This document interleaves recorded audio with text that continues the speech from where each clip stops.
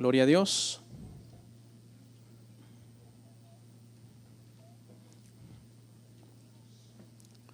Romanos capítulo 8, versículo 31, vamos a leer hasta el 39.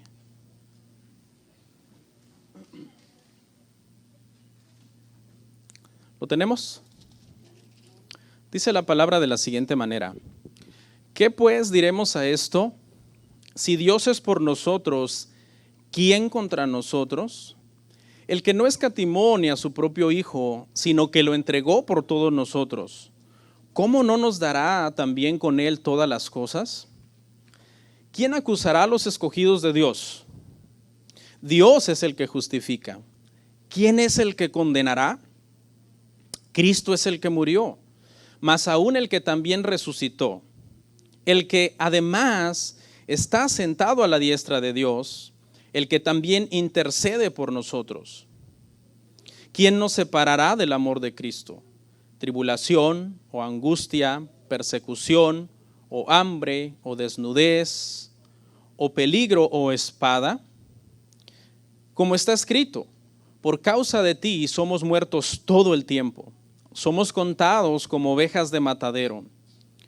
Antes en todas estas cosas somos más que vencedores por medio de aquel que nos amó, por lo cual estoy seguro de que ni la muerte, ni la vida, ni ángeles, ni principados, ni potestades, ni lo presente, ni lo porvenir, ni lo alto, ni lo profundo, ni ninguna otra cosa creada nos podrá separar del amor de Dios que es en Cristo Jesús, Señor nuestro. Cuando estaba hablando de lo de Cristo, salté uno, que es el que murió, el que resucitó, el que además está a la diestra del Padre y además el que intercede por nosotros. Son 4 cosas, me salté una, vamos a orar. Padre, te damos gracias. Tú eres bueno, Señor, nos permites el día de hoy poder reunirnos. David dijo: ¿quién soy yo para que en mí tú pienses? Y yo como predicador bien podría decir exactamente lo mismo. ¿Quién soy yo, Padre? ¿Quién soy yo? Mis pensamientos, Señor, mis filosofías, mis ideas no sirven. Pero te pido que si predico tu palabra, entonces mis hermanos y hermanas atiendan, Señor. Atiendan tu palabra y puedan ser edificados con la ayuda de tu Espíritu Santo. Esperamos que por medio de llegar a conocerte de una manera más profunda, entonces te adoremos con mayor entendimiento y te obedezcamos con mayor devoción. No se trata, Padre, de que solo muchas veces publiquemos en las redes sociales que somos cristianos o publiquemos un versículo, sino que vivamos tu palabra en la intimidad cuando nadie nos está mirando, Señor. Perdona nuestros pecados y ayúdame a predicar en esta mañana en el nombre de Jesús. Amén. Amén.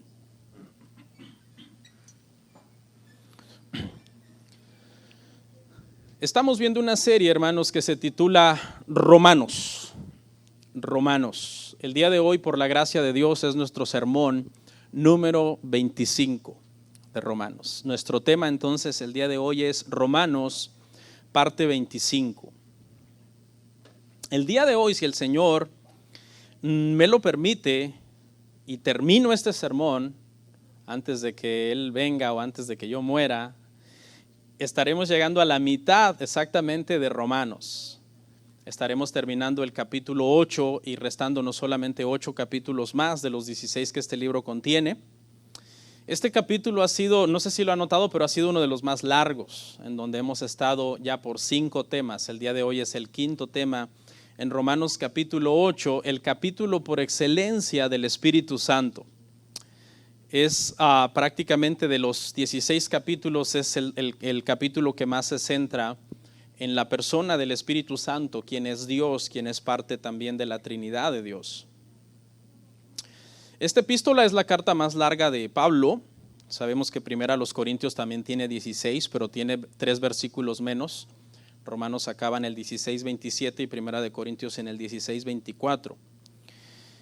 El día de hoy, hermanos, si nosotros le ponemos un tema a este pasaje que vamos a estudiar con la ayuda del Señor, un tema muy ad hoc sería nadie nos puede separar del amor de Dios.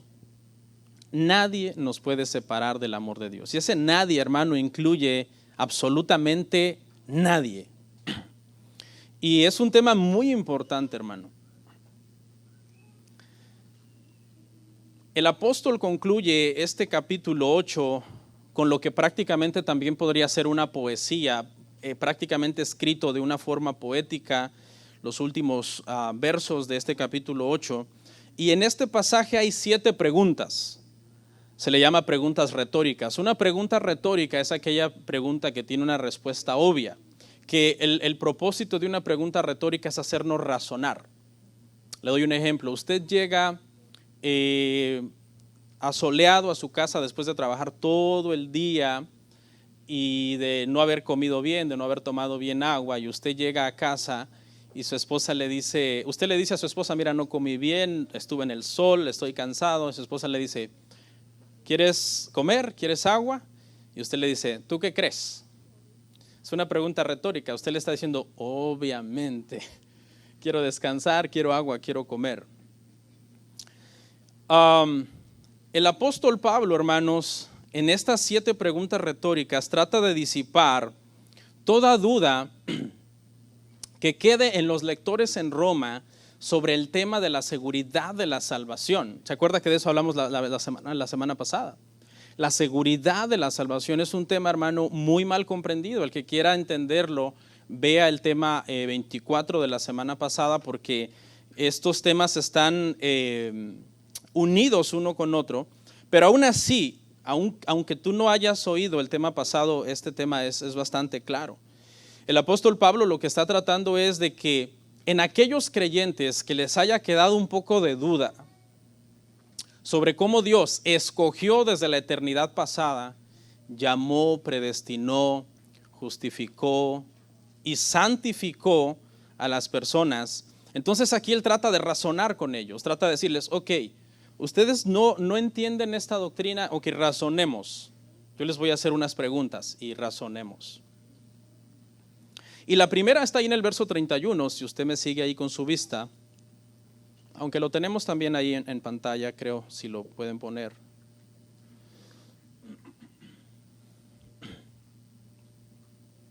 Dice el apóstol Pablo, ¿qué pues diremos a esto? Esto es una frase que se conoce como una transición.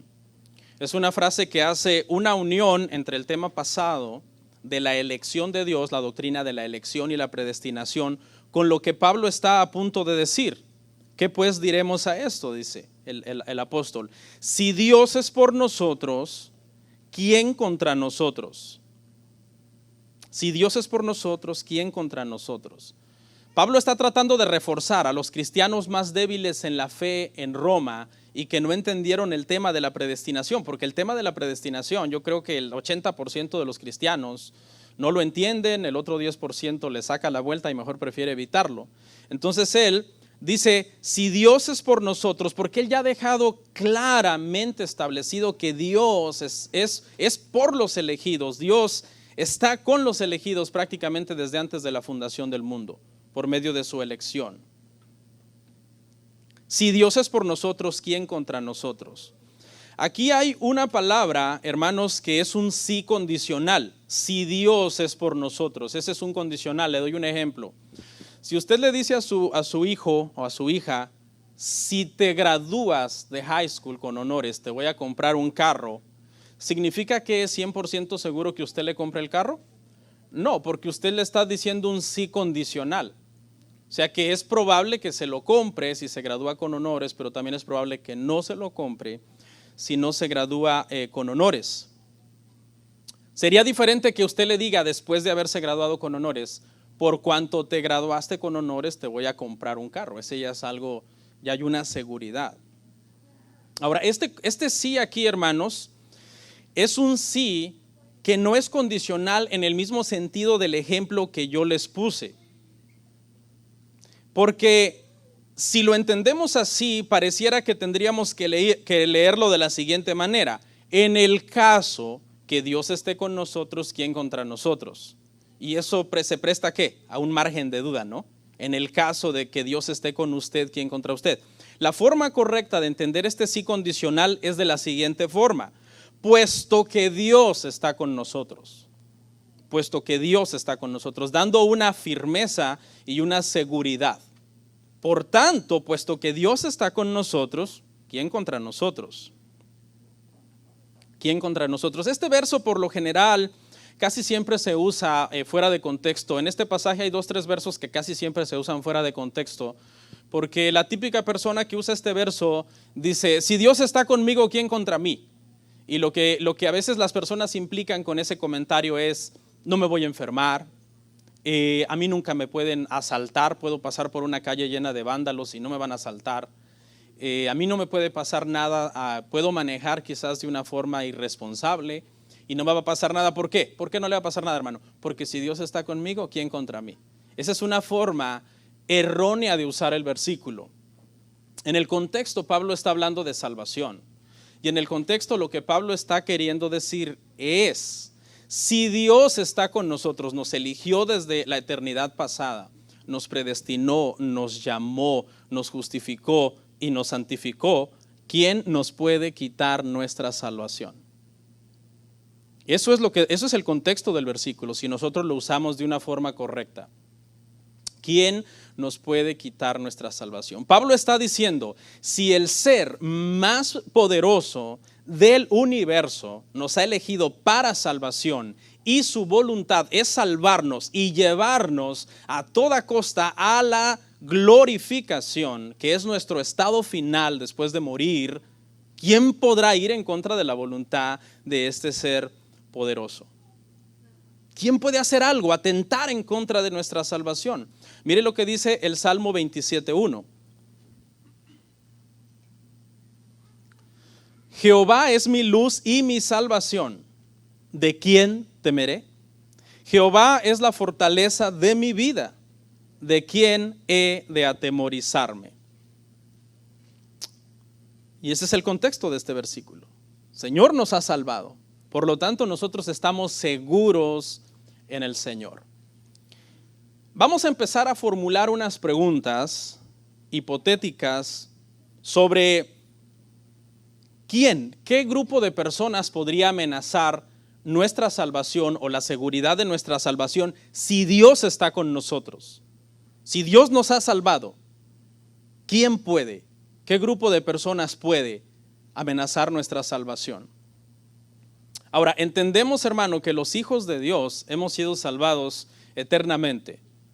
Pero ¿qué es lo que podemos perder si nosotros no tenemos una buena comunión con Dios? Lo que podemos perder es la seguridad de nuestra salvación. Es decir, llegar a un punto en donde la persona no está seguro si es salvo o no es salvo.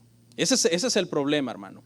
Y esta doctrina es bien importante porque cuando una persona no está seguro de su salvación, no crece en santificación.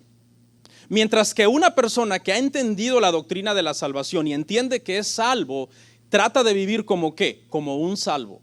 Él dice: Dios es mi padre, yo soy su hijo, yo debo de vivir como un hijo de Dios. Pero ¿qué pasa cuando una persona ni siquiera entiende estas cosas? Dice: yo no sé si la tengo, no la tengo, hoy la tengo, mañana no, hoy si la tengo, el año que viene, quién sabe. ¿Qué pasa con esta persona cuando tú le dices: hermano, santifíquese, busque al Señor, lea las escrituras, congréguese, sirva, ore? ¿Qué dice la persona dentro de sí? Para empezar, yo ni sé si soy cristiano. ¿Cómo me ponen a hacer cosas? Me están mandando a hacer cosas que para empezar yo no sé si tengo la capacidad de hacerlas, porque para empezar yo ni siquiera sé si soy hijo de Dios. Vamos a ver entonces 5 grupos de personas, entre comillas, porque, bueno, sí, personas que podrían robarnos nuestra salvación. Primer grupo de personas: otras personas, otra gente. O sea, usted, ¿en qué sentido, por ejemplo, usted o otra gente, en qué sentido podría amenazar mi salvación? Otra persona.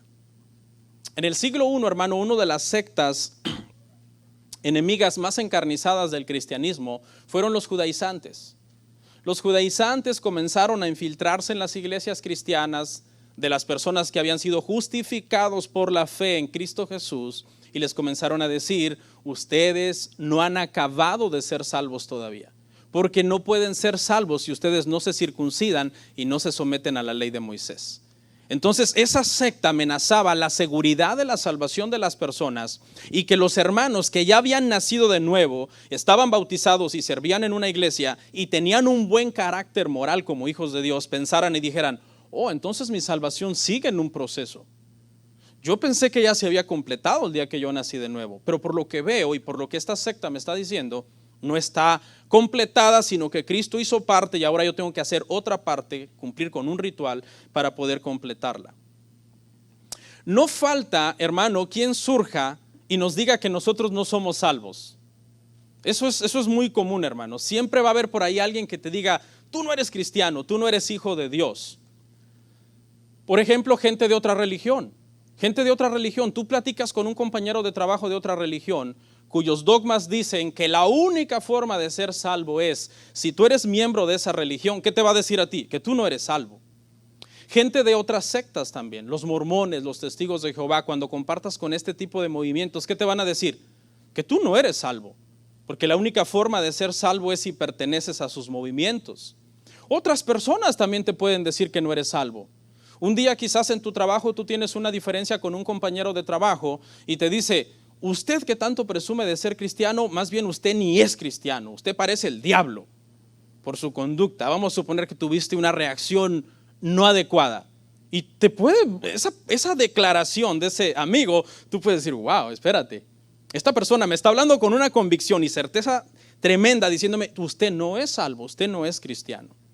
Gente que le caes mal también. Hay gente que a lo mejor le caes mal y dice: esa persona me cae mal, y se la da de muy espiritual y se la da de muy cristiano y se la da de esto y de otro, pero yo creo que ni es cristiano. ¿Por qué le caes mal? Por X o por Y.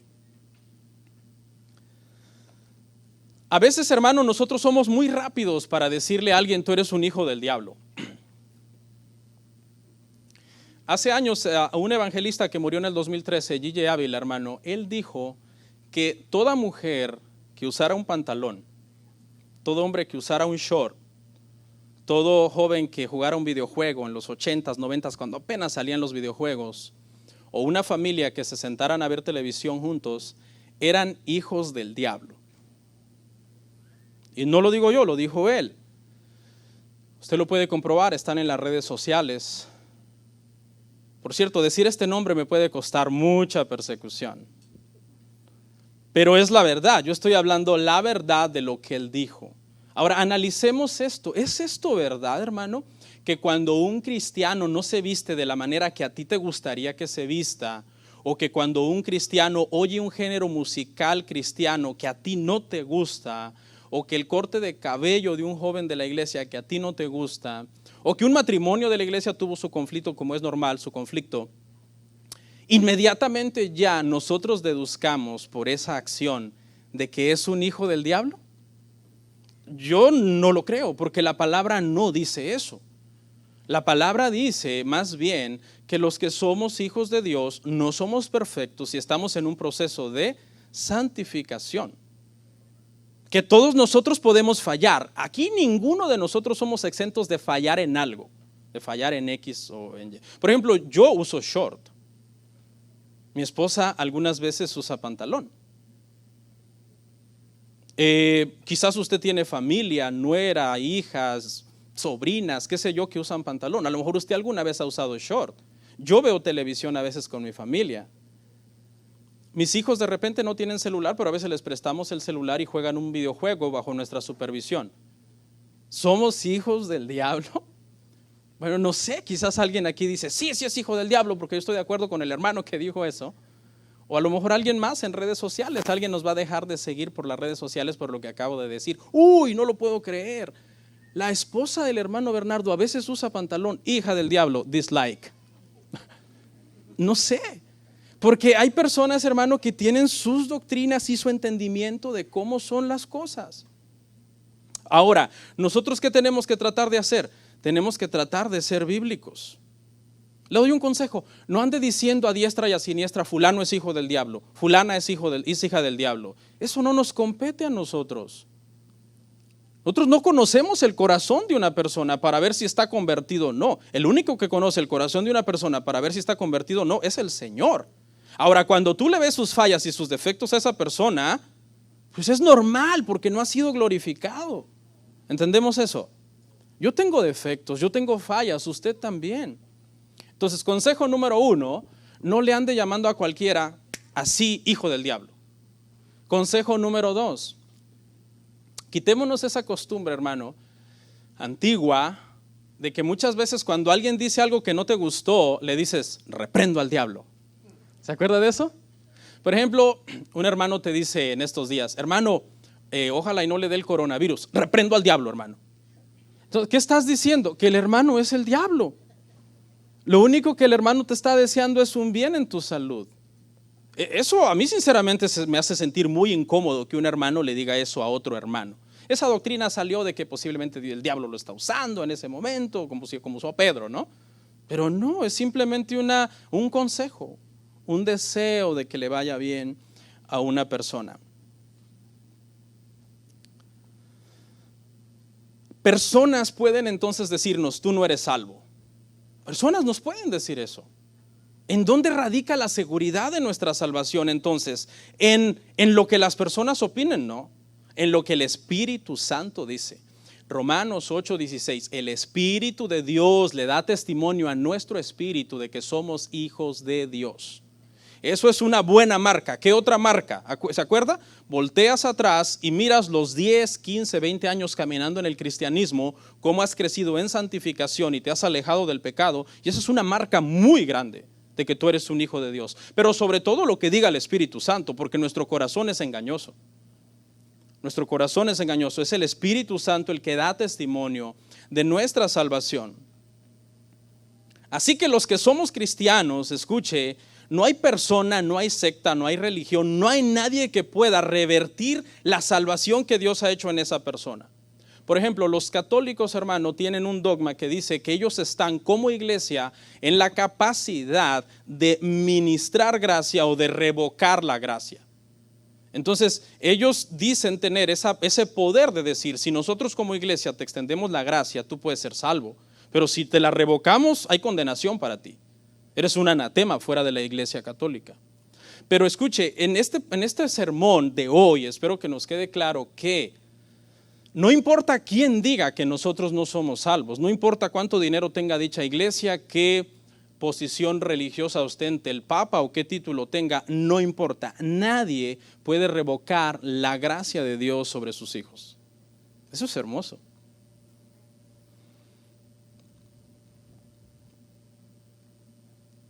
Mire lo que dice 1 de Juan 3:3.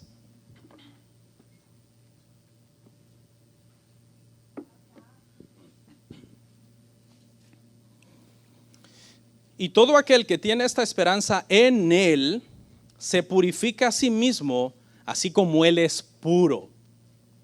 ¿Ok? Esto no habla de purificarnos de nuestros pecados, que nosotros por nuestras obras somos declarados justos. No, la purificación de nuestro pecado por la caída del pecado original solamente es mediante la sangre de Cristo. Pero esta purificación aquí habla de santificación. Apocalipsis dice, por ejemplo, que al final dice, el que esté limpio, límpiese más. A eso se refiere. El que esté inmundo, sea inmundo más. Por eso es importante esta doctrina, hermano, de la seguridad de la salvación. Porque el que entiende lo que Dios ha hecho por él o por ella, dice, no, es que a mí me salvó un Dios santo. Y su palabra dice, sed santos porque yo soy santo y sin santidad nadie me verá. Esto es cristianismo, hermanos. Mucha gente le tiene un pavor terrible a la doctrina de la seguridad de la salvación porque entienden así, Dios me ha salvado, puedo hacer lo que quiera. No, es Dios me ha salvado, ahora vivo para su gloria. El que sabe que es hijo de Dios se limpia, se purifica. El que está entre dos aguas, entre que sí soy o no soy, no le importa la santificación. Por eso es que esta doctrina es santificadora. Ok, entonces otras personas, llámense como se llamen, no pueden robarnos nuestra salvación. ¿Estamos claros en eso? Nadie, ni tu compañero de trabajo, ni tu suegra, te puede robar la salvación. No puede, porque simplemente... O sea, lo que Dios ha hecho, si Dios está contigo, ¿quién contra ti? Avancemos. Otras personas, en este caso, tú mismo. ¿Puede entonces el cristiano por sí mismo robarse su salvación o perder su salvación cuando el cristiano comete un pecado, cuando el cristiano falla? Esto ya lo hablamos en el tema pasado. Dijimos que un cristiano no puede estar naciendo de nuevo una vez y naciendo de nuevo otra vez. Pusimos el ejemplo de aquel que dijo, oye, este hermano ha sido salvado 17 veces, ¿se acuerda? Y dijimos, eso es antibíblico, eso no existe. La respuesta corta a esta pregunta, si el cristiano puede perder su salvación o robarse su salvación a sí mismo, la respuesta corta es no. Pastor, pero pecamos. Claro que pecamos, porque todavía no hemos sido glorificados. Pero ¿qué es lo que un cristiano recibe después de pecar? ¿Condenación? Romanos 8.1 te contradice, porque Romanos 8.1 dice, ahora pues ninguna condenación hay para los que están en Cristo Jesús, los que no andan conforme a la carne, sino en el Espíritu.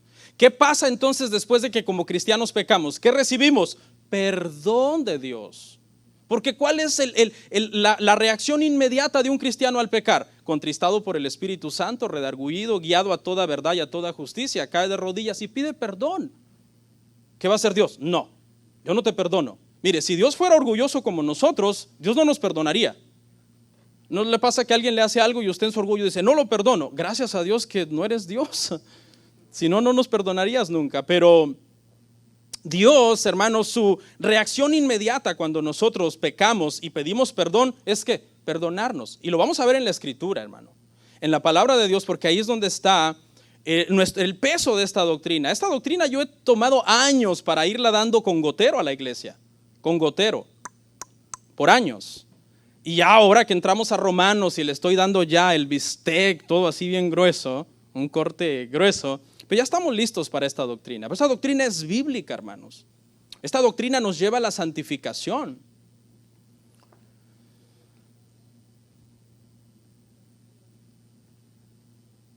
Ejemplos para reforzar esto. Judas se fue al infierno. Judas se fue al infierno, hermanos, no porque dejó de ser cristiano, sino porque nunca fue cristiano.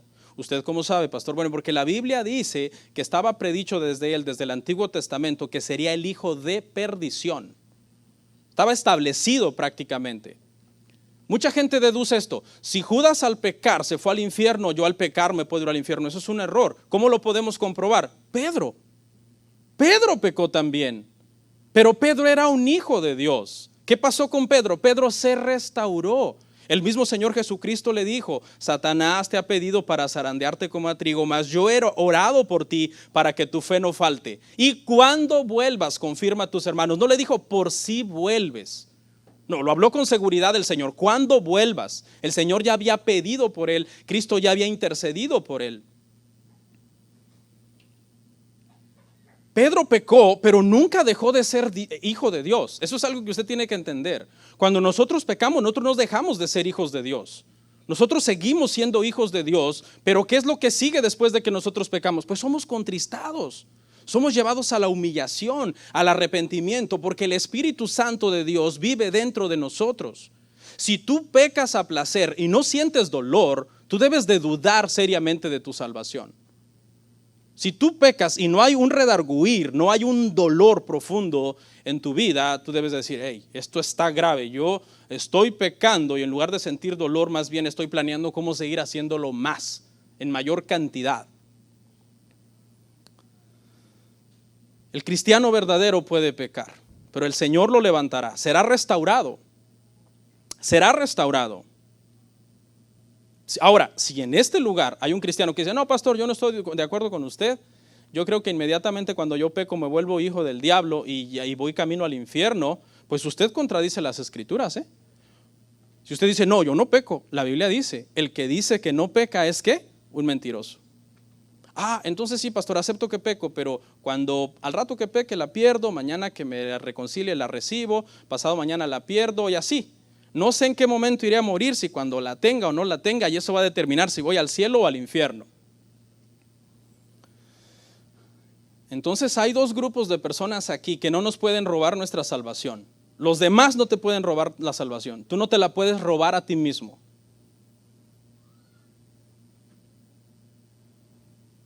Surge el conflicto porque muchas veces conocemos gente que por años estuvo en una iglesia y después los vemos en el mundo viviendo una vida perdida. ¿Y qué deducimos? Perdieron su salvación. No, en realidad nunca la tuvieron, de acuerdo a las Escrituras.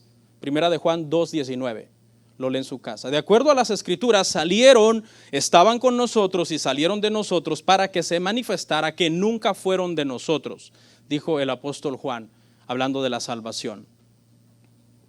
Entonces, eso es un error. Cuando vemos a alguien perdido en el mundo, no es que perdió su salvación, nunca fue salvo. Judas, hermano, engañó por 3 años a los apóstoles. Por 3 años ellos juraban que él era un hijo de Dios. Se le dio tanta confianza, ¿verdad? Que hasta el Señor Jesucristo, a Jesús no lo engañó obviamente porque Él es Dios omnisciente, pero le dio la bolsa del dinero y lo mandó también, y Judas también fue a orar por enfermos y a echar fuera demonios. Ay, pastor, pero entonces ¿cómo puede un impío echar fuera demonios? Mateo 7:21. En aquel día me dirán, Señor, Señor, en tu nombre echamos fuera demonios, hicimos milagros, apartaos de mí, nunca os conocí. Hasta los brujos pueden echar fuera demonios.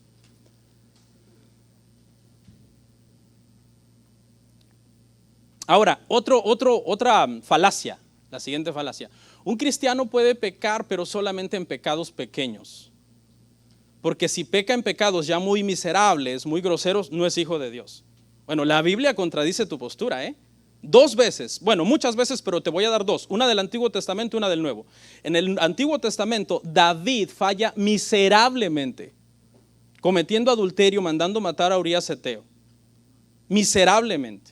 Y sin embargo, en el Salmo 51, él no dice, devuélveme mi salvación, simplemente dice, devuélveme el gozo de mi salvación. Porque mientras estuvo en pecado, él dijo, llené mis almohadas de lágrimas y mi verdor se volvió en sequedales de verano y sentía que me dolía todos los huesos. Porque Dios ¿qué estaba haciendo el Señor con David? Vara, le estaba dando disciplina. Porque cuando un hijo de Dios peca, el Señor viene y lo restaura y lo pasa por vara para poder purificarlo y poder restaurarlo a la comunión con Él. Sí, pastor, pero deme un ejemplo de alguien que falló miserablemente en el Nuevo Testamento. Pedro falló miserablemente, hermano, en el Nuevo Testamento. ¿Tú te imaginas decir, no lo conozco? Eso es grave, hermano, es un pecado gravísimo. No lo conozco, nunca lo he visto. 3 veces lo negó. Y hubo un momento en que maldijo y dijo, para que vean que yo no soy de ellos, porque me están diciendo que hablo como él. Fue un pecado gravísimo. El pecado de David y el pecado de Pedro son iguales de graves. Pero ¿qué pasó con Pedro? El Señor le dijo, yo he orado por ti para que tu fe no falte. Porque los hijos de Dios, y lo vamos a ver más adelante, cuando pecamos, ¿qué tenemos? Abogado para con el Padre.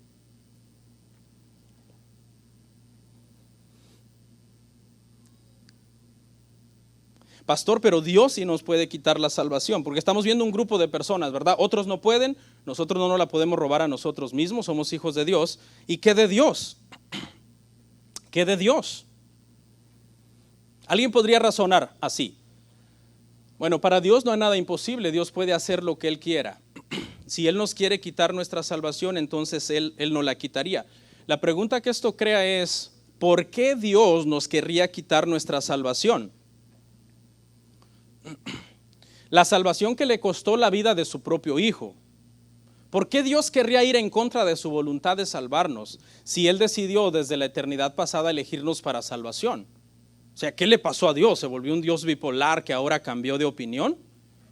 Eso de que Dios puede hacer todo, eso es un mito, hermano. Ese todo siempre hay que ponerle nosotros comillas. Por ejemplo, ¿Dios puede crear otro Dios que sea igual que Él? No, porque va en contra de su voluntad. ¿Puede Dios morir? No, Dios no puede morir. ¿Puede Dios pecar? No, Dios no puede pecar porque va en contra de su naturaleza. Cuando la Biblia dice que para Dios todo es imposible y que no hay nada que Él no pueda hacer, se refiere siempre a cosas que Él hace y que están de acuerdo ¿a qué? A su voluntad. A su voluntad. Dios no va a ir en contra de su voluntad de comenzar a hacer cosas que van en contra de lo que Él ha decretado ya desde la eternidad pasada. Dios quiso, dice la palabra, desde la eternidad pasada darle un pueblo a su Hijo para que por medio de Él fueran salvos, para que lo adoraran, para que le sirviéramos por toda la eternidad en el cielo, que va a ser uno de los más grandes deleites, hermano, que vamos a experimentar jamás, pasar la eternidad orando a Cristo. Pero ahora resulta que Dios dice, no, ¿saben qué? Siempre no, y cortemos todos, echa atrás, le vamos a dar marcha atrás a este plan. No. Mire lo que dice el verso que sigue, 32, Romanos 8:32. El que no escatimó a su propio Hijo, sino que lo entregó por todos nosotros, ¿cómo no nos dará también con él todas las cosas? O sea, Dios no escatimó a su propio Hijo, lo entregó hasta la muerte y muerte de cruz. Ahora resulta que va a ir en contra de su voluntad. No, hermanos. Este verso en sí sigue respondiendo la pregunta anterior. Ahora fíjese, este otro verso, esta otra parte también la usan fuera de contexto la gente. ¿Cómo no nos dará también con él todas las cosas? Gente cita este verso. Oye, si Dios me dio a Cristo, ¿cómo no me dará también dinero, casas, carros, salud, una buena esposa? No, en el contexto esto no dice de cosas materiales. En el contexto sigue hablando de la salvación. Si el Señor no escatimó a su Hijo, lo dio por nuestra salvación, ¿cómo es posible que no va el Señor a retener esa salvación hasta el final? ¿Cómo es posible que el Señor va a renunciar a su propósito eterno de salvarnos? O sea, la gente razona así. Dios me amó cuando yo era un pecador. ¿Cómo eras tú antes de convertirte? Hay gente que tiene testimonios de conversión dramáticos, ¿no? Hay otra gente que no. Hay otra gente que dice, yo ni sé qué es eso. Yo crecí en una iglesia desde niño y nunca he ido al mundo. Pero habemos gente que no, que nuestra conversación fue dramática, porque teníamos una vida terrible que si te contáramos lloras. Entonces pregunta, ¿cómo es posible que Dios te amó a ti, que tuviste una conversión dramática, quizás gente que dejó la droga, dejó el homosexualismo, dejó, hermano, a saber qué pecados terribles dejó, y estando en ese estado, Dios amó a esa persona de tal manera que lo salvó? Cuando este pecador miserable, el único que merecía era el infierno, Dios lo amó y lo salvó.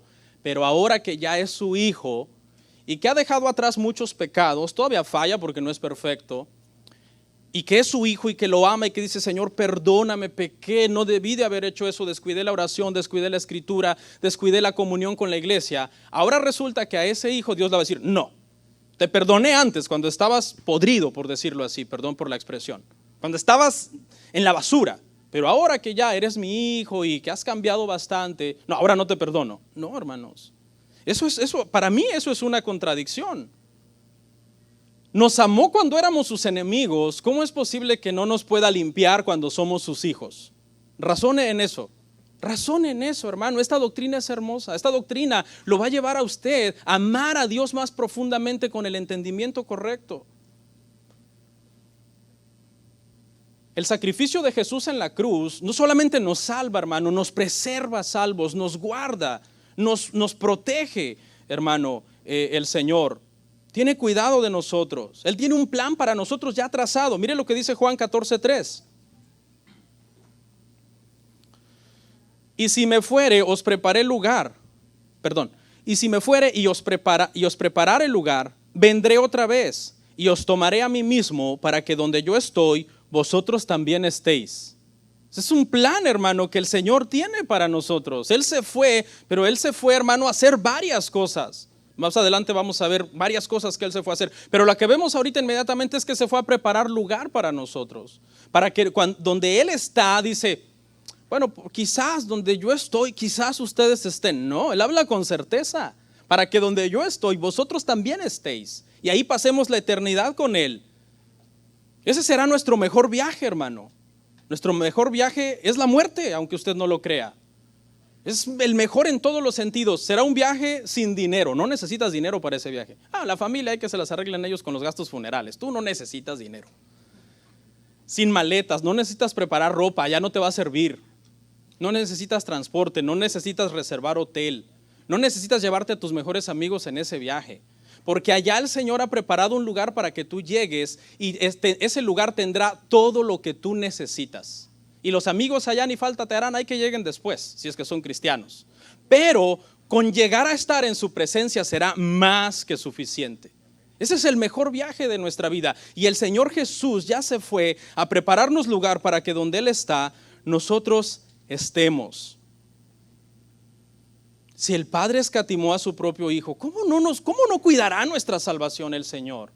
Pastor, ¿eso significa que puedo hacer lo que yo quiera? No, porque tú eres un hijo de Dios. Antes eras esclavo del pecado, ahora después de convertido eres esclavo de Cristo. Bueno, ya vimos entonces, otras personas no pueden robarnos la salvación. Yo no puedo robarme mi salvación a mí mismo que el Padre me dio. Dios, que sí puede, no lo hará, ¿ok? Porque no es su voluntad. Pastor, ¿y qué del diablo? ¿Puede el diablo robarnos nuestra salvación? Esa es la cuarta persona que entra en escena para que estudiemos si es posible que él nos robe nuestra salvación.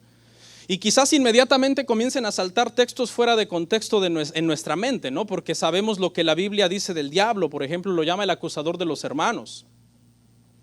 Lo llama el que odia las almas, que desciende con gran ira porque sabe que le falta poco tiempo.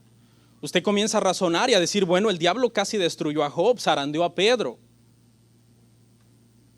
Ya vimos el caso de Pedro, ahorita lo vamos a ver un poquito más. Pero escuche a Job, lea detenidamente el libro de Job. En todo el libro, desde el principio hasta el final, Dios nunca deja de llamar a Job mi siervo. Ese es el calificativo que Dios usa para Job, mi siervo, mi siervo, mi siervo Job. Le reclama a sus amigos, ¿qué habéis dicho en contra de mi siervo Job? Mi siervo Job, todo el tiempo. El diablo solamente aparece en 2 capítulos, en el 1 y el 2, tratando de destruir a Job. Y Dios aparece en todos los capítulos, desde el 3 hasta el 42, restaurando a su hijo. Restaurando a su hijo, dialogando con él, haciéndolo razonar. Job, y ese es un discurso maravilloso, los capítulos 38 en adelante, donde Dios le dice a Job, cíñete como varón, yo te preguntaré y tú me responderás, y lo hace razonar. Y Job al final confiesa y dice, Señor, yo de oídas te había oído. Pero en todo ese proceso, cuando el diablo vino con gran ira contra Job, Job nunca dejó de ser el siervo de Dios, el hijo de Dios, que estaba pasando una gran tribulación, pero que Dios nunca lo abandonó y siempre estuvo trabajando en la vida de Job hasta el final. ¿Y qué de Pedro? Bueno, Pedro fue zarandeado con permiso, escuche, de Cristo, igual Job. El Señor le dio permiso al diablo. El diablo no es soberano como mucha gente piensa. Mucha gente piensa que su salud, su bienestar, su familia, todo está en las manos del diablo. Por eso toda la vida pasan peleando contra el diablo. Porque piensan que el diablo en cualquier momento les puede quitar lo que Dios les ha dado. No, hermanos. Lutero dijo que Lutero dijo, the devil is God's devil. Es prácticamente el diablo de Dios, como en una mala traducción. ¿Qué quiere decir eso? Quiere decir que el diablo está amarrado en una cadena como quien amarra a su perrito con una cadena, y la cadena la tiene en la mano el Señor, y Él no es soberano. Pidió permiso para destruir a Job, pidió permiso para zarandear a Pedro, Dios le dio permiso, pero ¿qué hizo Dios? Restauró a Job, restauró a Pedro. Hermano, si nuestra vida estuviera en las manos del diablo, hermano, hace años que nos hubiera matado, que nos hubiera destruido. Pero él tiene que ir a pedir permiso moviendo la colita. Si no, porque estoy tomando el ejemplo del perrito, ¿no? Que está amarrado con una cadena. Mire lo que dice Zacarías 3, 1 al 2.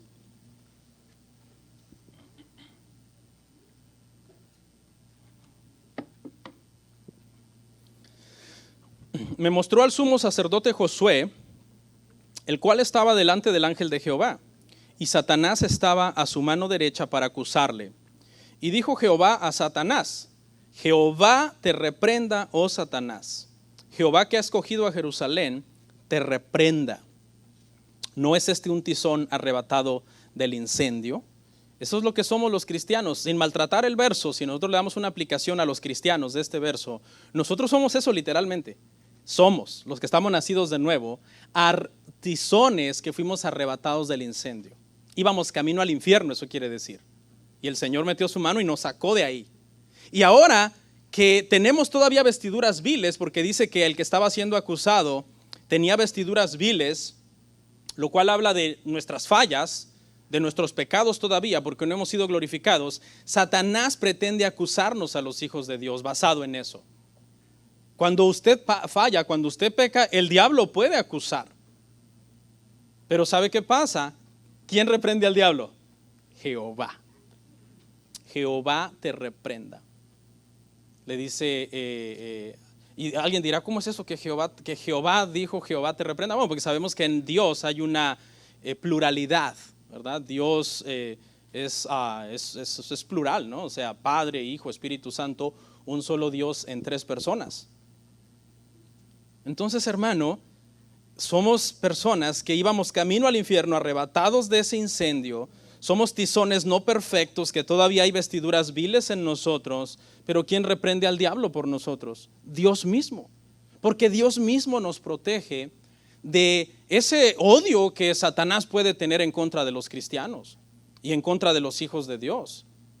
Que si fuera soberano ya lo hubiera puesto en práctica y a saber qué cosas no hubiera hecho, hermano. Pero como Él no es soberano y el que manda en este planeta, tierra y en el universo entero es Dios, entonces el diablo no puede hacer nada. El diablo, hermano, no te puede quitar tu salvación. Eso es un hecho. El diablo no te puede robar tu salvación porque Dios te la dio. Y si Dios es con nosotros, ¿quién contra nosotros? En lugar de pasar haciendo guerra espiritual, a mucha gente que a veces se dedica a eso, mejor pónganse a adorar a Dios, a darle gracias a Dios. Señor, tú eres mi guardador. Tú eres el que tiene cuidado de mí. Descanso y confío en que estoy en tus manos. Y si tú permites algo, pues así va a ser, pero tú me vas a restaurar, tú estás conmigo. Veamos el 33, hermanos. Romanos 8:33.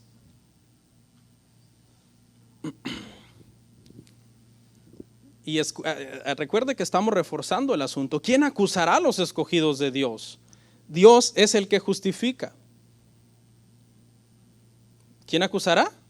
El diablo puede acusar. Lo vimos acusando. El mundo puede acusar. Tus compañeros de trabajo te pueden acusar.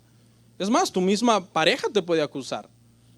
Un día que te equivoques y decirte, no, mira, no actúas como si fueras cristiano. Por cierto, hermanos, siempre que en el matrimonio tengamos diferencias que son normales, nunca empecémonos a acusar de que no eres cristiano, porque eso no es sabio.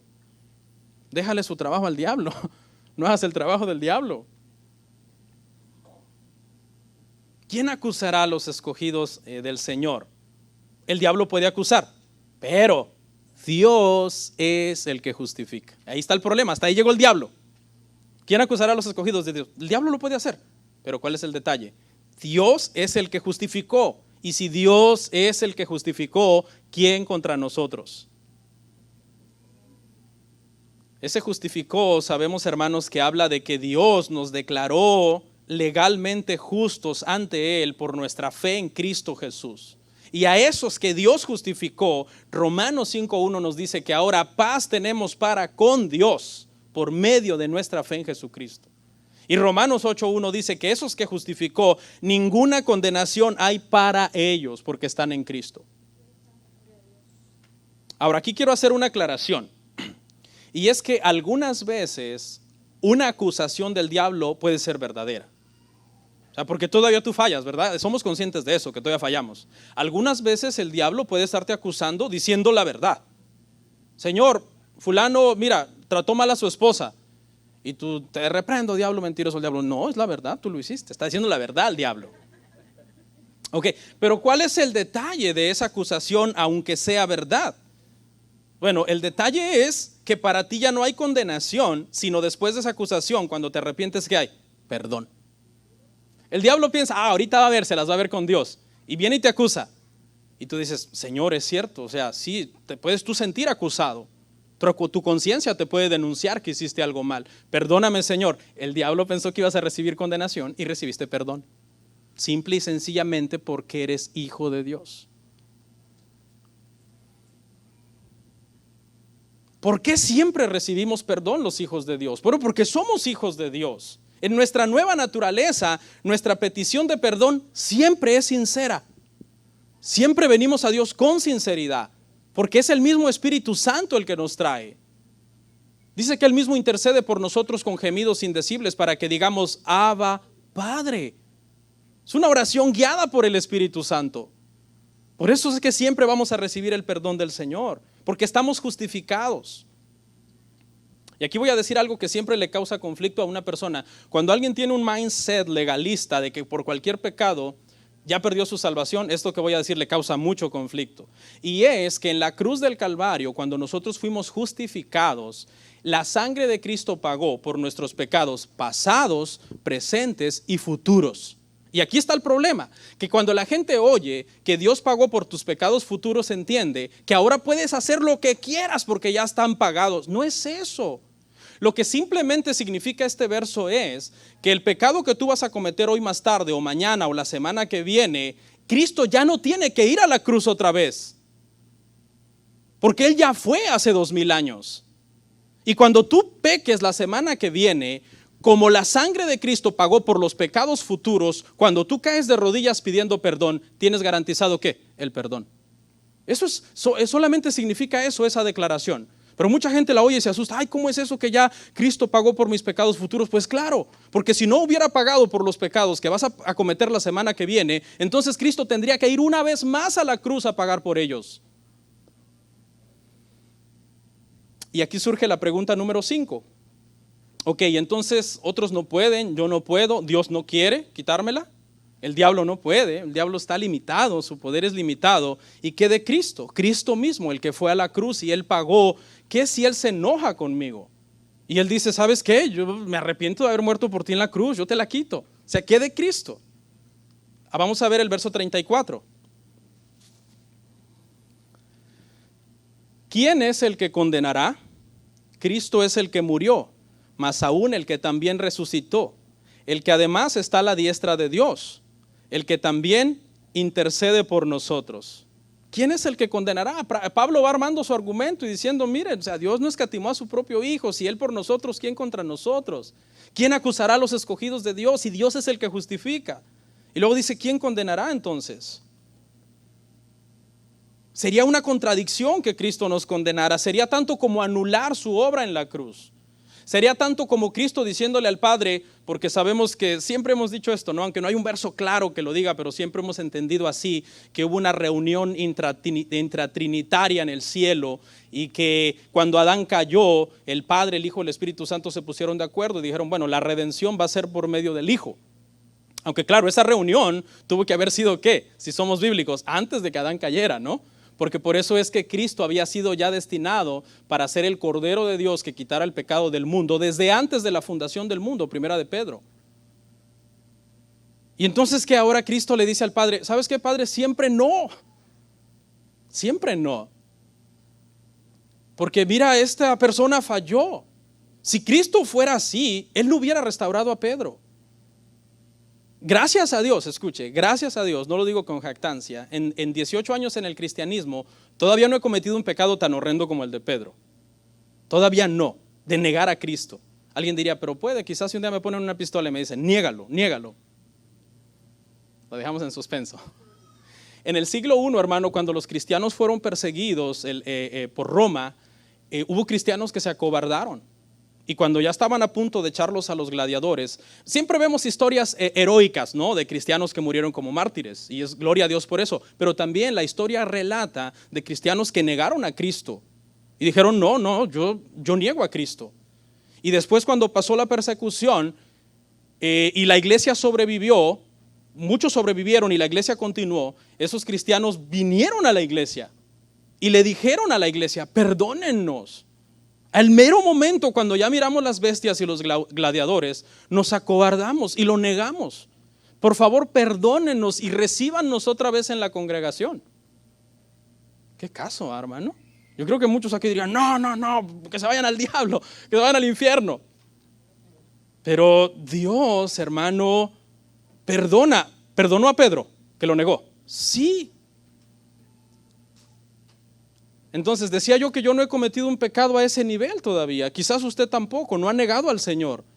Quizás a veces lo niega usted inconscientemente por sus acciones. Porque hay gente que es cristiana pero vive como si fuera atea. Nunca oran, nunca confían en Dios, siempre hacen lo que quieren. Eso es lo que se les llama ateos prácticos. Cristianos que creen en Dios pero viven como si Dios no existiera. ¿Quién es el que condenará? Pregunta, hermanos, ¿qué nos dio Cristo en la cruz?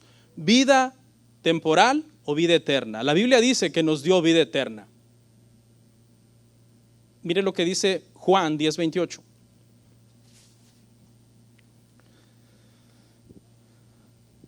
Dice, y yo les doy vida eterna, escuche, y no perecerán jamás. ni nadie les arrebatará de mi mano. ¿Quién es el que condenará? ¿Quién se enfrentará a Cristo para condenar a los que Él justificó? Y el verso 34 en el que estamos ahora, de Romanos 8:34, da 4 razones por qué Cristo es el que tuvo el poder de salvarnos y tiene el poder de mantenernos salvos. Primero, porque Cristo murió. Esto es algo un poco teológico, tienes que ver toda la serie de Romanos que llevamos hasta aquí para entenderlo. ¿Por qué? Porque con su muerte pagó el precio de nuestros pecados y llevó el castigo sobre nosotros. Esa es la razón por la que para nosotros ya no hay condenación. Si Cristo paga por tus pecados en la cruz, paga el precio completo de tus pecados y luego tú vas al infierno, eso no es justo, porque se estaría pagando por tus pecados ¿cuántas veces? 2. Cristo en la cruz y luego tú en el infierno.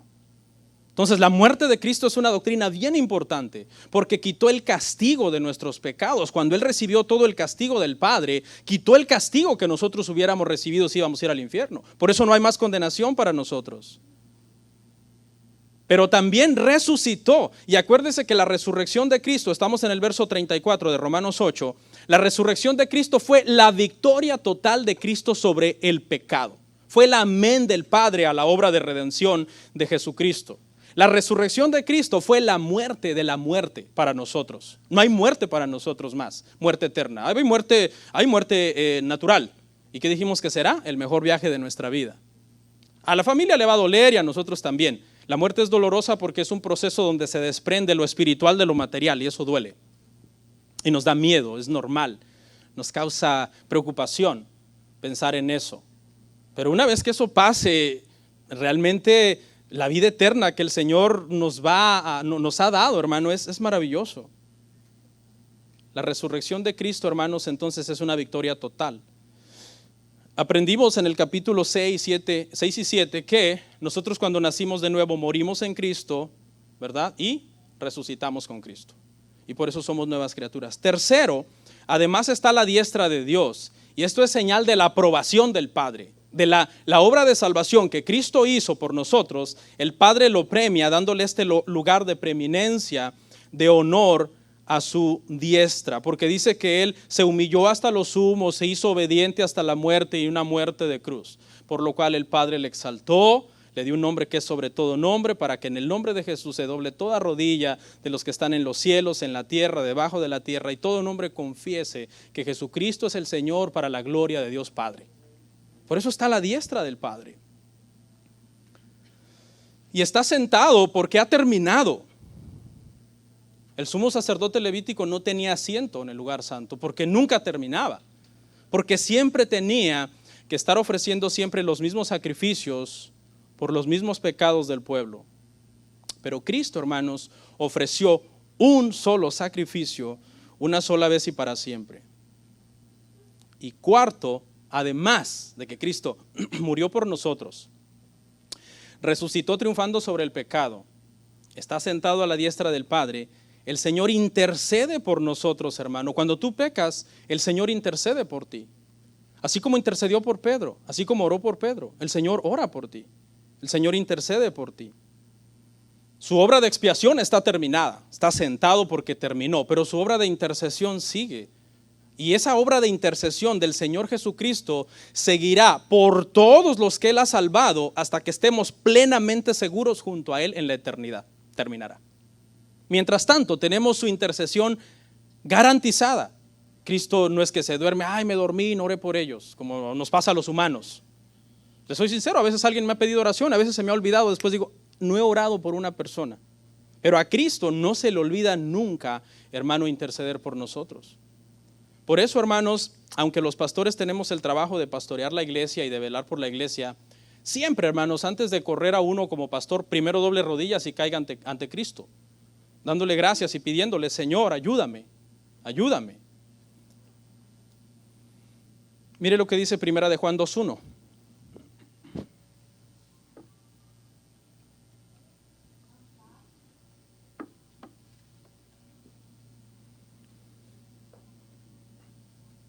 Hijitos míos, estas cosas os escribo para que no pequéis.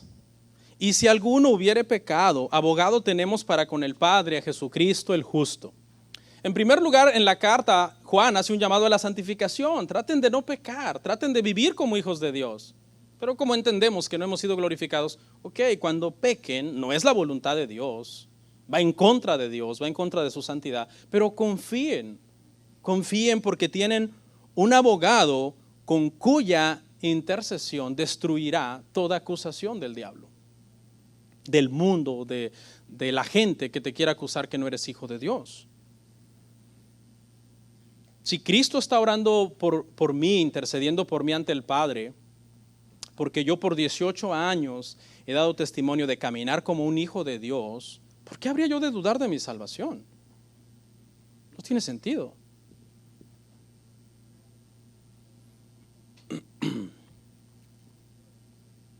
Y ahora vamos a entrar. Ya vimos personas. Nadie entonces puede hacer nada contra nuestra salvación. Otros no pueden, yo no puedo, Dios no quiere, el diablo no puede, Cristo tampoco quiere. Porque ellos dos no quieren, ¿por qué? Porque iría en contra de su voluntad, en contra de su plan de salvación. Pero ¿y qué de las circunstancias? ¿Qué del mundo? ¿Qué de los problemas de esta vida, de esta tierra? Vamos a leer del 35 al 37, Romanos 8, 35 al 37.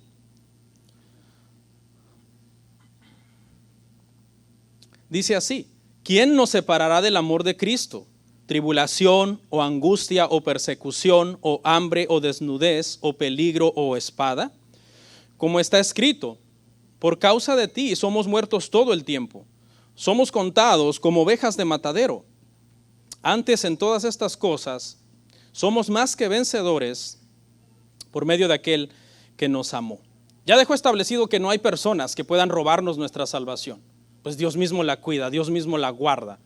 Perseveramos hasta el final. El que persevere hasta el final será salvo, y perseveramos hasta el final porque Dios nos ayuda a perseverar hasta el final. La salvación no está en nuestras manos, está en las manos de Dios. La santificación sí, nosotros trabajamos en nuestra santificación. Pero ¿y qué de las circunstancias? ¿Qué de los problemas? ¿Nos separarán estas del amor de Cristo? Nos pueden suceder cosas horribles en este mundo, hermanos, perdón. Es que como siempre he hablado con mi esposa. Nos pueden suceder cosas malas, horribles nos pueden suceder. Estaba leyendo en una página, un fanpage que sigo. El administrador puso un post y dice que había platicado con un hermano de otra iglesia, dice, y estaba pues triste el hermano de otra iglesia porque en su casa de ellos, que son cristianos, todos tenían coronavirus. Y en su iglesia le enseñaron a ellos que a ellos no les debe dar ninguna enfermedad, porque son hijos de Dios. Entonces estaban tristes porque ellos tienen familiares y vecinos y conocidos que son impíos, que viven como quieren y todo, y están bien sanos y bien prósperos, con trabajo y todo, salud, dinero, amor, todo. Entonces estos hermanos estaban confundidos, pero ¿cómo? O sea, el pastor nos ha dicho a nosotros que no deberíamos de enfermarnos de coronavirus. Y estos impíos bien sanos y nosotros bien enfermos. Es que esa es una doctrina equivocada, la Biblia no dice eso. Nosotros nos puede pasar de todo en este mundo, hermano, como cristianos, porque vivimos en un mundo caído. Pablo siempre fue consciente de la muerte que estaba siempre como latente, siempre como cerca. Por eso él dice, para mí el vivir es Cristo, el morir es ganancia. Ahora, ¿cuál es el contexto de estos versos? El contexto de estos versos, hermano, es que hasta qué punto, cuando a nosotros como cristianos nos pasan cosas malas en este mundo, estas cosas nos hagan amargarnos y resentirnos contra Dios. Y entonces que Cristo en reacción diga, no, ¿saben qué?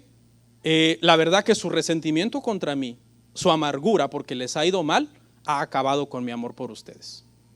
O sea, yo sí los amaba, pero ahora que los he pasado por angustia, que los he pasado por enfermedad, que los he pasado por tribulación, y ustedes reaccionan, en lugar de ponerse a orar y pedirme fortaleza, reaccionan amargados y renegando, no, ¿saben qué? Eso sí acabó con mi amor, apagó mi amor por ustedes. Ese es el sentido del pasaje, y lo que dice es que no, que ninguna de esos problemas, de esas circunstancias nos puede apartar del amor de Dios. Por eso, hermanos, es tan importante que nunca descuidemos la oración y la comunión con Dios, porque cuando pasemos por ese fuego de prueba, por esas aguas, como dijo el profeta, ¿qué vamos a conservar en medio de la tribulación? El gozo del Señor. En lugar de reaccionar amargados, resentidos contra el Señor. Entonces esa prueba el Señor la va a usar para hacernos madurar. Y nosotros en esa prueba vamos a soportar, hermano. Ahora, ¿sí nos podríamos amargar alguna vez? Sí, yo creo que sí. ¿Se acuerda de Jonás? Jonás se amargó, porque el Señor lo mandó a predicarle a los sirios y los sirios eran enemigos de Israel.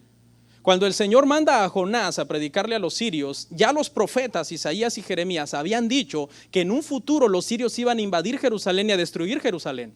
Ese es en el contexto en que se escribe Jonás. Entonces Jonás ya sabía esa profecía. Entonces cuando Jonás va a predicarle a los sirios, él dice: Señor, me estás mandando a decirle que se arrepientan al pueblo, que los profetas están diciendo que en un futuro van a venir a llevarnos cautivos, y se enoja. Y se enoja con Dios y dice: no, yo no quiero ir, y agarra para otro lado. El Señor, Jonás quería que Dios matara a los asirios. Jonás quería hasta él morirse, y hubo un momento que dijo: deseo hasta la muerte yo mismo. Se amargó.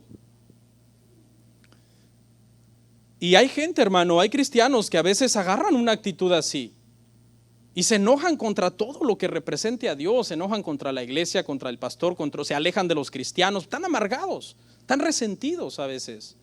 Yo conocí una familia que en una oportunidad ellos, un domingo, hace muchos años, un domingo, no eran de nuestra iglesia, un domingo en lugar de ir a la iglesia, se fueron a hacer un trabajo a una casa. Los dos eran un matrimonio y se llevaron a uno de sus hijos. Y en ese trabajo, en esa casa había una piscina y el niño se ahogó. Entonces, por muchos años ellos batallaron con esa especie de amargura, de resentimiento. Hubo un tiempo en que tú hablabas con ellos y siempre eran peros, siempre eran así como sus comentarios tajantes, cortantes, como: no, a mí no me hablen de eso, yo no quiero saber de eso. Porque las personas a veces cuando están así les hablas de Dios, de está pasando una prueba, hermano, confía en Dios. No, a mí no me vengan con esas palabras de ánimo, yo ahorita no quiero saber nada, y se amargan. Agarran la actitud de Jonás, que ya ni el sol calentaba al pobre Jonás.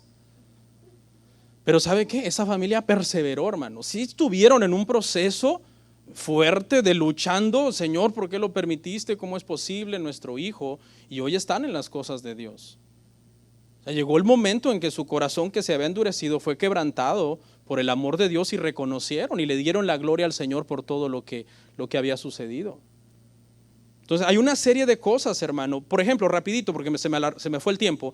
Tribulación, la palabra griega es tlipsis y se refiere a poner algo bajo presión, exprimirlo para sacarle el jugo. En el original se refiere a conflictos externos, pero también puede implicar las emociones. ¿Ok? Las emociones son de Dios. Dios nos ha dado emociones, pero tienen que estar siempre bajo control. Por eso, hermanas, si ya pasan que la menopausia y que no sé qué, cuidado con la depresión posparto, o hombres que a veces cumplen 40 y dicen: no he hecho nada, entran en la crisis de la edad media, o cosas como esas, hermano. Hoy estoy en este país, la situación está difícil. Nunca dejemos que situaciones, hermano, nos amedrenten más allá de lo que debería. Se nos mueren seres queridos, es normal, uno tiene luto, uno se deprime. Vemos las noticias pasando todos los días, cosas terribles, uno se angustia, uno dice: ¿hacia dónde va el mundo? Pero nunca dejemos que nuestras emociones reinen, hermano, en nuestra vida. Yo he visto a mucha gente tomar decisiones fatales en medio de sus emociones. Angustia, la palabra griega es estenocoria y se refiere a estar en un espacio estrecho, apretado, como cuando tú usas la frase: estoy entre la espada y la pared. Algunas veces Dios nos puede poner entre la espada y la pared. Le doy un consejo: respire. Tú dices: aquí hay pared, aquí hay espada. Respire profundo, ore: Señor, ayúdame. No trates de salirte por tus medios. Dios te puso ahí por algo. No trates de buscar la salida a lo mejor te vas a pinchar con la espada. Espera, ora, y antes de tomar la decisión que vas a tomar, pídele dirección a Dios. ¿Por qué? Porque es muy posible que en ese proceso Dios te dé ¿qué? La salida. Mientras estás en el espacio, Dios te va a dar la fuerza. Y después de que ores y medites, Dios te va a dar la salida. Entonces es bien importante, hermano, que esta serie de cosas, angustia, tribulación, no lleven a nuestro corazón a amargarnos contra Dios. Pero si alguna vez eso pasara, porque Dios lo permite, como lo que les acabo de contar, el amor de Dios sigue ahí, porque tú eres su hijo. Tú eres su hija.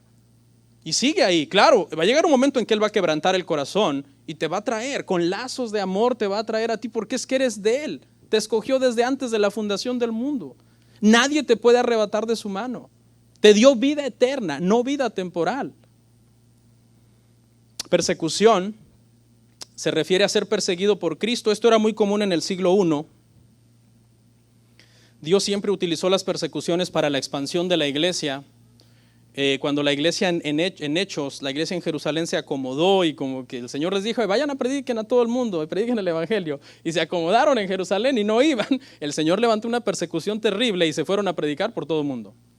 Y a ese tipo de persecución se refiere. Este tipo de persecución incluye hambre, que es la siguiente. Se refiere a hambre que resulta que viene como resultado de tener que huir de una ciudad, de un lugar, porque te están persiguiendo por tu fe. En ese proceso los cristianos perdían su trabajo, perdían su casa, estaban por los caminos en el siglo I eran súper peligrosos, las posadas eran por lo general burdeles llenos de toda perversidad inmoral, y entonces mientras se establecían en otra ciudad pasaban hambre, no había comida, no había trabajo, no había dinero. Pero estos cristianos estaban dispuestos a pasar todo esto con tal de no negar al Señor. Desnudez. No se refiere a una desnudez total, sino a una escasez en la ropa. ¿Cuántos, bueno, no lo diga, pero cuántos de nosotros no sufrimos escasez de ropa cuando éramos,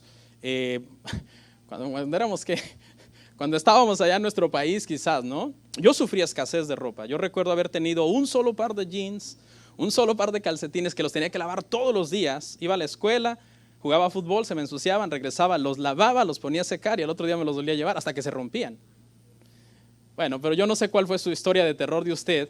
Todos, quizás, los niños de ahorita, what is that? ¿Qué es eso? ¿Qué es eso de escasez de ropa?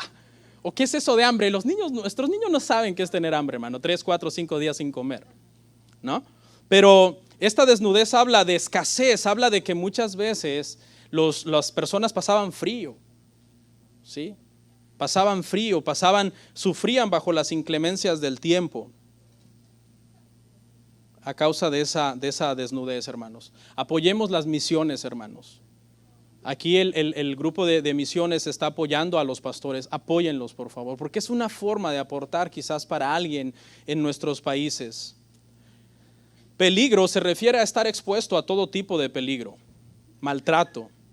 Espada se refiere a una daga corta de asesinos y habla como de un constante peligro de muerte bajo el cual estaban los cristianos en el siglo I.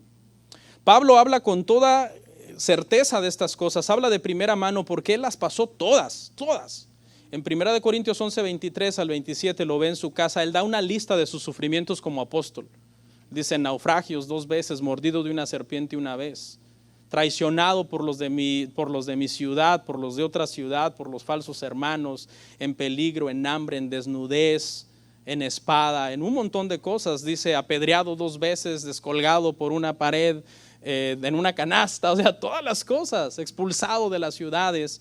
Y por eso Pablo menciona todas estas cosas. Pablo les dice a los hermanos en Roma, todo esto, angustia, persecución, hambre, desnudez, toda esta situación, yo les doy testimonio, dice Pablo, que los va a hacer cristianos más robustos, en el sentido figurado de la palabra, en el sentido de más fuertes, cristianos más firmes en su fe. ¿Por qué? Porque Él lo era. Verso 36. Como está escrito, por causa de ti somos muertos todo el tiempo, somos contados como ovejas de matadero. Los hijos de Dios siempre han sufrido, hermano. El piadoso siempre va a ser odiado por el impío, siempre. Porque el piadoso es una luz que expone las obras impías del impío. El primer piadoso que fue asesinado por su fe fue Abel y lo mató su mismo hermano. Porque le cayó mal que la ofrenda de Abel fuera agradable ante Dios. Y la razón por la que fue agradable, muchos dicen que es porque era sangre, que el otro llevó verduras. No, Hebreos dice claramente que es porque fue de fe, que era figura de la salvación, que sería por fe en Cristo Jesús. En resumen, acá, hermanos, en esta área, pase lo que pase, nosotros tenemos que seguir adelante, tratando de no resentirnos, de no amargarnos contra Dios, orando, leyendo las Escrituras, congregándonos. ¿Por qué? Porque si las cosas del mundo sacan a luz que tú te alejas de Dios, eso revela que en realidad no eras hijo de Dios. Dios permite toda esta tribulación para probarte como el oro, para purificarte. Pero si en realidad, en lugar de eso, te alejas, entonces lo que sale a luz es que no eras hijo de Dios. A Cristo lo seguían miles. El Señor reveló que era por la comida, que era por los milagros. Cuando nació la iglesia, solamente 120 personas estaban ahí de los miles que lo seguían. Porque mucha gente realmente lo que estaba buscando era sus intereses personales. Verso 37, antes bien, en todas estas cosas somos más que vencedores por medio de aquel que nos amó. Otro verso que se cita fuera de contexto, que no, yo soy más que vencedor, a mí nada me puede salir mal. No, eso no quiere decir esto. Esto quiere decir que pase lo que pase, estés en tribulación, en angustia, en lo que sea, en el Señor está la fortaleza para sostenerte y para mantenerte. ¿Por qué? Porque somos más que vencedores por medio de ¿qué? Lea ahí conmigo, por medio del amor de aquel que nos amó. No por medio de tu valentía, de tu capacidad, de tu inteligencia. Somos más que vencedores por medio del amor, hermanos, de Cristo. Le hago una pregunta. Comentaba yo con los hermanos hace un rato. ¿Puede un cristiano que le dé cáncer vencer al cáncer? Sí, puede. Dios lo puede sanar para empezar. Yo creo que Dios hace milagros y puede sanar a la persona. Pero si esta persona muere de cáncer, aun cuando muera de cáncer, ¿el cristiano puede vencer ese cáncer? Sí, muriendo en la fe. Diciendo en su último momento, Padre, gracias, si a ti te plació que esta fuera la forma en que yo iba a partir de este mundo para irme contigo, y ora y expira y muere, ese cristiano venció al cáncer. Venció al cáncer porque se mantuvo firme hasta el final. Eso es ser más que vencedor. Ser más que vencedor no es que el Señor nos resuelve todos nuestros problemas, sino que pase lo que pase, nosotros estamos firmes en nuestra fe. Y por último, los versos finales, 38 y 39. Por lo cual estoy seguro de que ni la muerte, ni la vida, ni ángeles, ni principados, ni potestades, ni lo presente, ni lo porvenir, ni lo alto, ni lo profundo, ni ninguna otra cosa creada nos podrá separar del amor de Dios que es en Cristo Jesús. Otra vez Pablo diciendo, yo estoy seguro que nada nos puede separar del amor de Dios por medio de Cristo Jesús, no por medio de nuestras obras. Es que es el amor de Cristo Jesús el que nos salvó. Si no hubiera sido por eso, dice, ni la muerte, porque ante los ojos de Jehová estimada es la muerte de sus santos. Salmo 116, 15. Lo que tú ves como una tragedia, Dios lo ve como una buena noticia. El Señor dice, voy a traer a mi hijo, estoy trayendo a mi hija. A los dolientes acá nos duele y lloramos, está bien, somos humanos. Pero delante de Dios no es una tragedia. Estimada es a los ojos de Jehová la muerte de sus santos. Ni la vida. Quiere decir que mientras estemos vivos, también nada nos separará del Señor. Tribulación, angustia, peste, espada, hambre, desnudez, no. Porque siempre correremos a Él, porque somos sus hijos. Ni ángeles, ni principados, ni potestades. En otras palabras, ni los santos ángeles de Dios, ni los demonios del diablo nos pueden separar de Dios. No pueden. ¿Cómo van a ser ellos más poderosos que Dios? Ni lo presente, ni lo porvenir, ni esta vida, quiere decir, ni ninguna cosa que experimentemos en esta vida, ni ninguna cosa en el más allá. Si nada nos puede separar en esta vida de Dios, nada nos separará en el más allá, porque estaremos plenamente con Él, con un cuerpo glorificado, libre de pecado, siendo como Él en ese sentido. Ni lo alto ni lo profundo, quiere decir que abarca todo lo que pueda caber en la creación. Y ni ninguna cosa creada. ¿Quién es el único ser, hermanos, no creado en el universo? Es Dios. De todo lo demás que es creado, nada creado nos puede quitar nuestra salvación. Y ya vimos que Dios, que no es creado, tampoco. Porque no es su voluntad. Porque Él nos salvó para darle un pueblo santo a su Hijo, que lo adoremos por la eternidad en el más allá. Yo no sé usted, pero yo voy a estar allá adorando al Señor. El pastor, qué arrogante. De eso hablamos la semana pasada, ¿no? Que no es arrogancia decir Cristo me salvó por gracia, más bien es humildad. Arrogancia es decir, yo voy a llegar al cielo a como dé lugar con mis medios. Eso es arrogancia. Dice que una vez, con esta anécdota cierro, murió la esposa de un evangelista y tenía hijos pequeños. Y pues los hijos pequeños no comprendían muy bien todavía cómo es que su madre había muerto. La madre de este hombre que era un siervo de Dios. Y entonces cuando venían del sepelio, mientras ellos iban en su automóvil, un tráiler, un truck grande, pasó junto a ellos y con la sombra de ese tráiler se proyectó sobre el vehículo, y el hombre le dijo a sus hijos: ¿ustedes qué prefieren, que nos atropelle el tráiler o que nos atropelle la sombra del tráiler? Y ellos dijeron: papi, pues la sombra. Entonces él les dijo: es exactamente lo mismo que pasó con su mami. Su mami en realidad fue solamente atropellada por una sombra de muerte, pero realmente ella está bien. Aparentemente aquí en el mundo, cuando alguien muere, le pasó lo peor, pero si es hijo de Dios, le pasó lo mejor. Vamos a orar.